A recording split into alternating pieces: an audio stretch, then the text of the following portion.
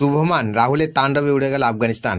ভারতের দাপটে জয়। বন্ধুরা, আপনারা যদি দেখতে চান তাহলে ভিডিওটি শেষ অবধি দেখতে হবে, চ্যানেলটিকে সাবস্ক্রাইব করে একটা লাইক দিতে হবে এবং নোটিফিকেশন বেল আইকন দাবাতে হবে।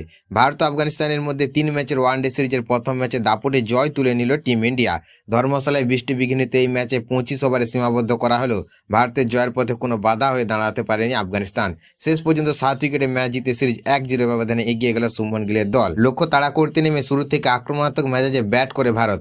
ওপেনিং জুটিতে রোহিত শর্মা এবং শুভমান গিল দলকে দুর্দান্ত সূচনা এনে দেয়। রোহিত আউট হওয়ার পর ক্রিজে এসে ঝড় তোলেন ঈশান কিষান। শুভমানের সঙ্গে তার গুরুত্বপূর্ণ 70 রানের জুটি ভারতের জয় প্রায় নিশ্চিত করে দেয়। অধিনায়ক শুভমান গিল ছিলেন দুর্দান্ত ছন্দে। 100 রানের সম্ভাবনা তৈরি হলেও শেষ পর্যন্ত সেই মাইলফলক ছোঁয়া হয়নি। তবে দলের জয়ের জন্য তার ইনিংস ছিল অত্যন্ত গুরুত্বপূর্ণ। অন্যদিকে মিডিল অর্ডারে নেওয়া রাহুল বিধ্বংসী ব্যাট করেন। দ্রুত রান তুলে ম্যাচ দ্রুত শেষ করার ক্ষেত্রে বড় ভূমিকা নেয় তিনি। আফগানিস্তানের হয়ে রাশিদ খান কিছুটা লড়াই করলেও অন্য বোলাররা প্রভাব ফেলতে ব্যর্থ হন। ফলে সহজ জয় নিয়ে মাঠ ছাড়ে ভারত।